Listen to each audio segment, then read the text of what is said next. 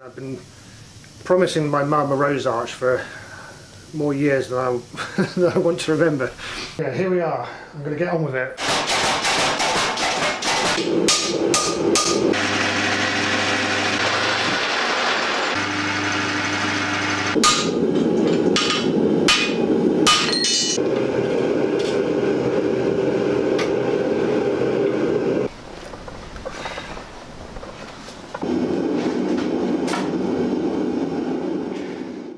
I'll be there for Mother's Day. I'll deliver that, and of course Mother's Day is tomorrow and I'm not going to deliver it.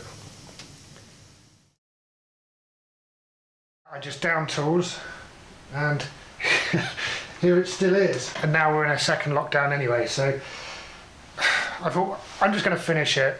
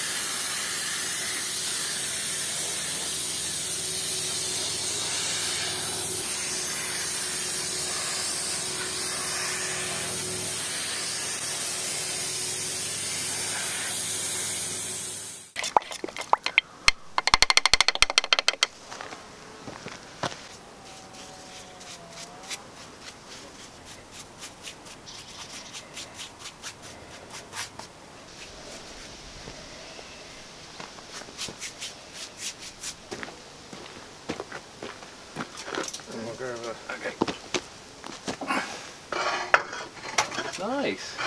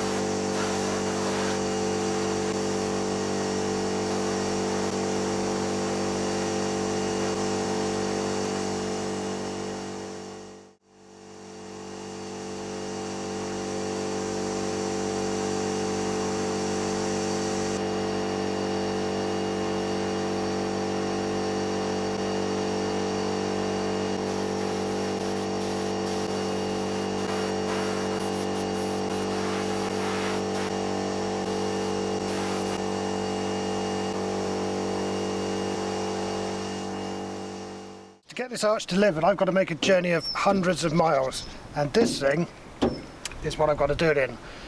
It's not my most reliable vehicle. That would be the dumper, I reckon, but that's even slower.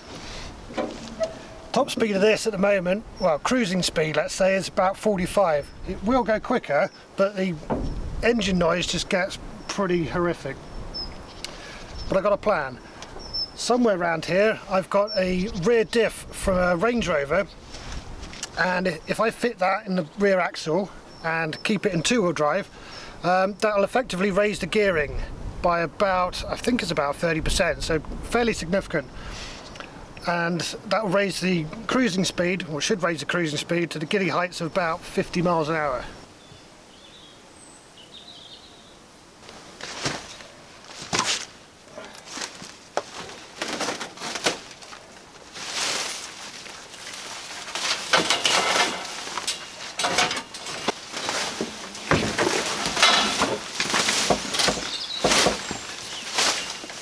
Now diffs are really heavy, so I wouldn't have put them high up, maybe on the first shelf or underneath. There's some.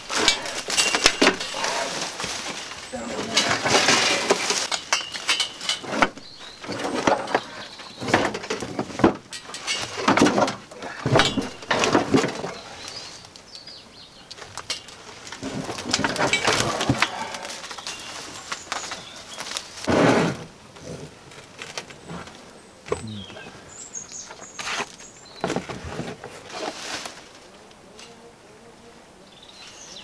As far as I can see, that's the only diff, which is odd because I do remember having more. They may be stashed somewhere else. The thing to do then is to try and identify what this one is, and I can do that by counting the teeth and then on there what the gear reduction is.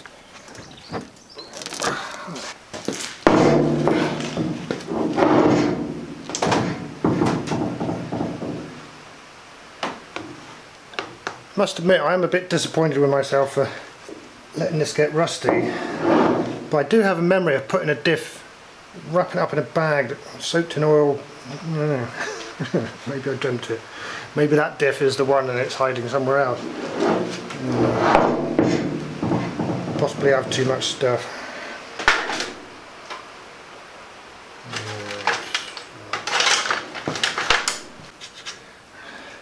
1, 2, 3, 4, 5, 6, 7, 8, 9, 10, 11, 12, 13, 36, 37, 38, 39, 40, 43, 44, 45, 46, 46. It's looking likely that this is a Range Rover one. But to confirm that it's a Range Rover, I need to count these teeth right down in here, and if there's 13 of those, it is a Range Rover. If there's 10, then it means I've counted this one wrong. But if it's 46 and 13, then that's that. 12, 13, yes. Well, that's something. Still a bit in slightly dubious condition. So obviously if I install this in the Land Rover, it's going to go in the rear.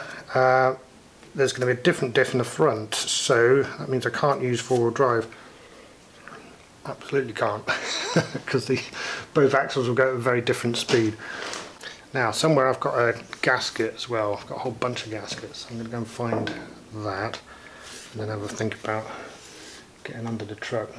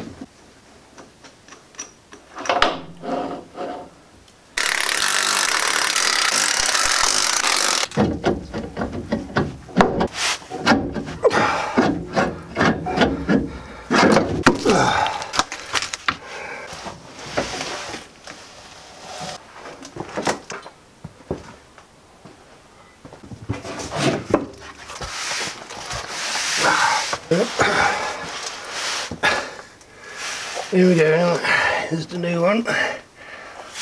Well, new's not the word, is it? on 3. 1, 2, 3.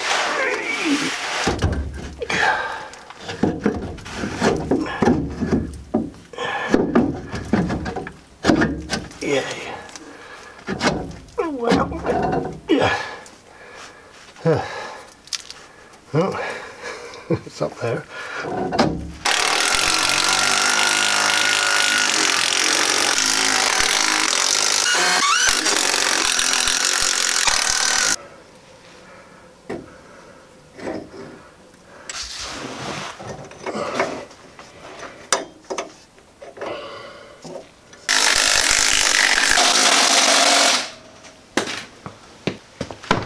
Last thing to do then,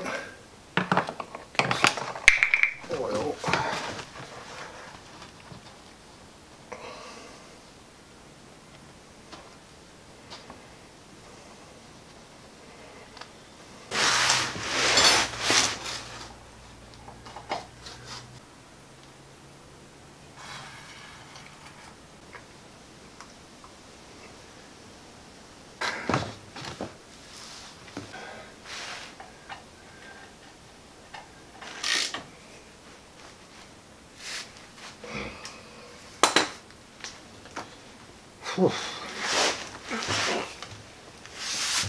Alright.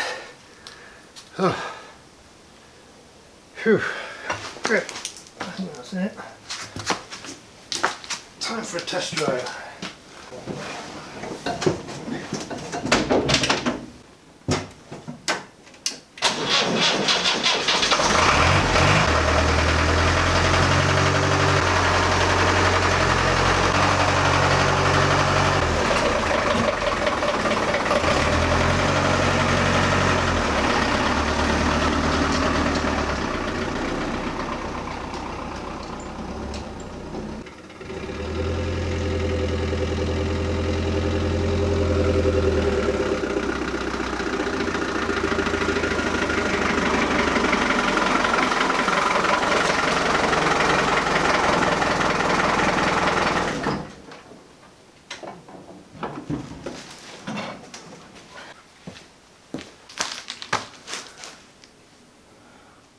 So the arch is in the truck there, ready to go on the roof of the Land Rover, but there's a hiccup. Underneath this tarp on this trailer is a boat, and yeah, so future project no doubt. I went to go and collect this boat and just drove there, went past the house where it was to the end of the street to turn around. As I put the Land Rover in reverse, there was this almighty bang, and I lost all drive to the rear. This is before I even picked up the boat. So I put it in forward drive, which engages the front wheels, stuck the boat on and came home. So the upshot is, here I am, what, 2 days away from making my long-awaited, very long-awaited trip to deliver the Rose Arch, and the Land Rover, the diff that I put in the back, in the rear axle to raise the gearing, is no longer functional. I don't actually know what's wrong with it yet, so we're going to find that out. You can tell by the other Land Rover that's in the background there. I've got an associate out here to help me with that. Still got props out? Yes, so there's nothing externally obvious. Yeah. I'm thinking it's either the diff that I put in there, which was, like I said to you, not the one that came out years ago. It's the one that I found in the corner of the yard. It's quite rusty. Either that diff's given up, or I've broken a half shaft. Yeah. It was raining round.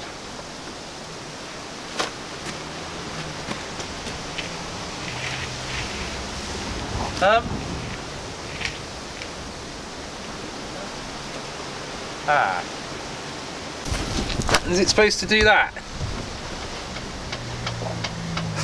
I think we have a winner, Mark. I think we know what the problem is, and it means we don't have to take the diff on.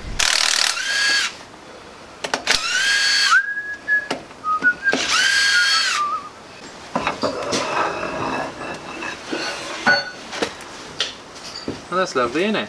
Oh, I was hoping that would be broken. Yeah. Is it? No. Okay. Well, naturally, I've never broken a half shaft. Well, you've been trying then, haven't you? So what appears to have happened is I've shredded this splines that are in here. So very unusual. yes, we'll pull this apart and have a look at it. So. Yeah.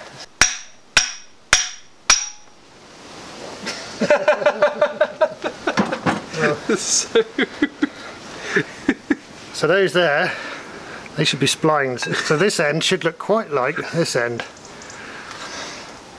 and it doesn't. And it's the same story in here. From that, it's just taking them right off, isn't it? So then, Mark, we need to find a half shaft and a thingy and a hubby thing. I've got bits of half shafts, I know that. It's handy material for certain things. Saying that, I don't see any of those either.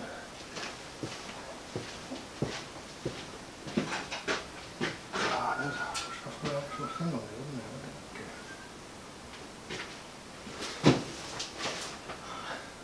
Oh, I remember now. What I've stacked in this racking, a lot of it was what was in that Range Rover that makes the video. A load of prop shafts. Are they likely to be close by? I've got a memory of stacking, yeah, prop shafts and half shafts together. Yeah, there's a half shaft, yeah. That's off the Discovery.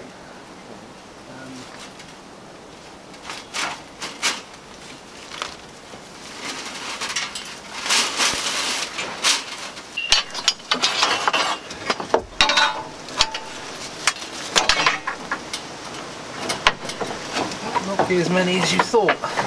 No, a lot of them are the wrong sort. Yeah. Could we machine them?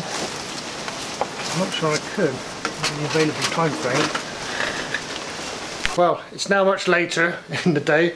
Turned out I didn't have any half shafts hanging about. Well, actually, that's not quite true. I did find some of them, but I turned them into bits on the tractor, so they were no use. Anyway, the upshot was that I had to send Mark into the big city, and he kindly went and got me some brand new ones. Well, I had to pay for them, but... So that's much more proper. I'll get these fitted, which are currently dark and raining, but hopefully I'll fit those tonight and still get back on track.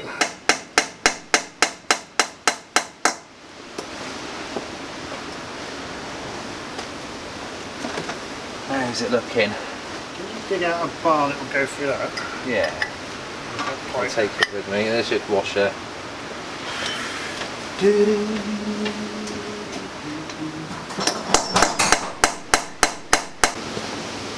Now, can you find the gasket? Any grease or anything? Give you that. Do you want me to grab the whizzer?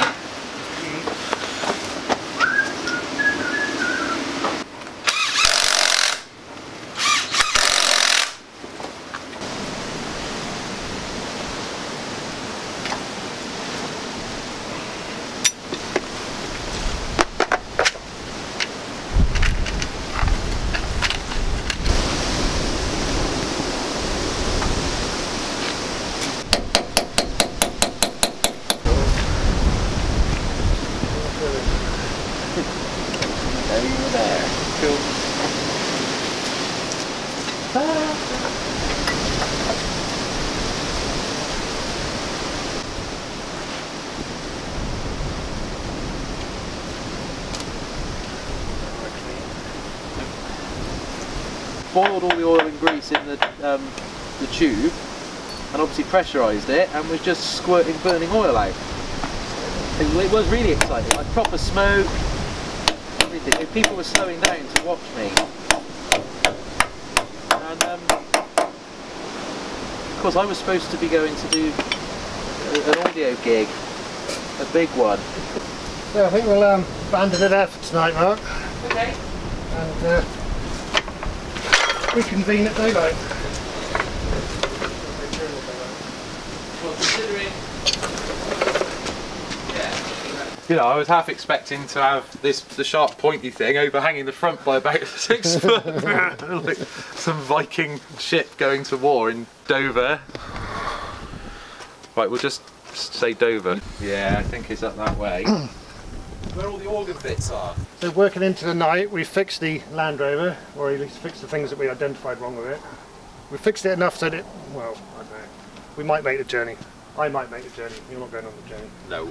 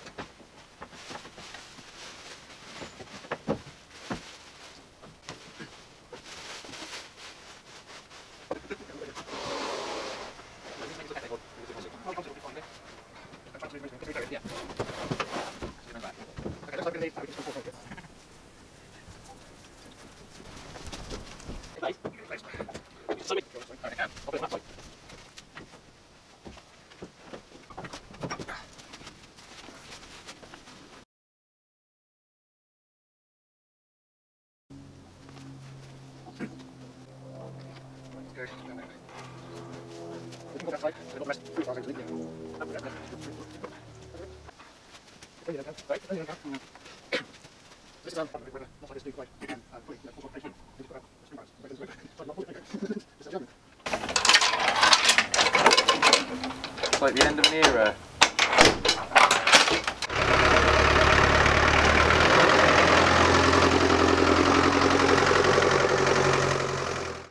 Good morning.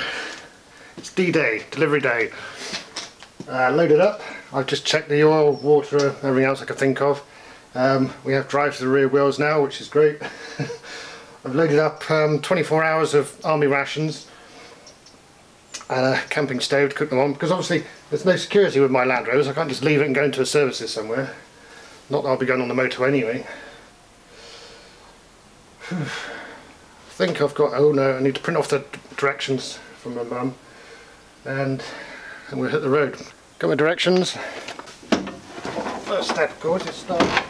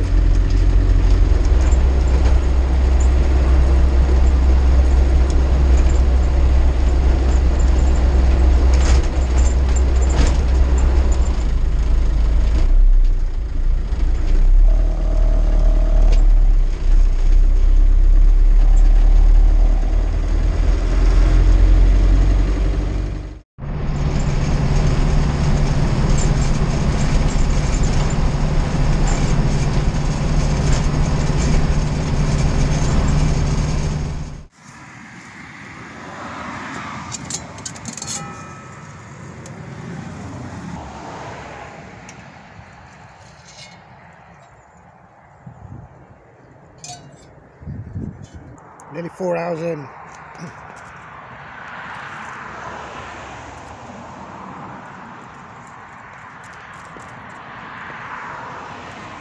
Possibly halfway.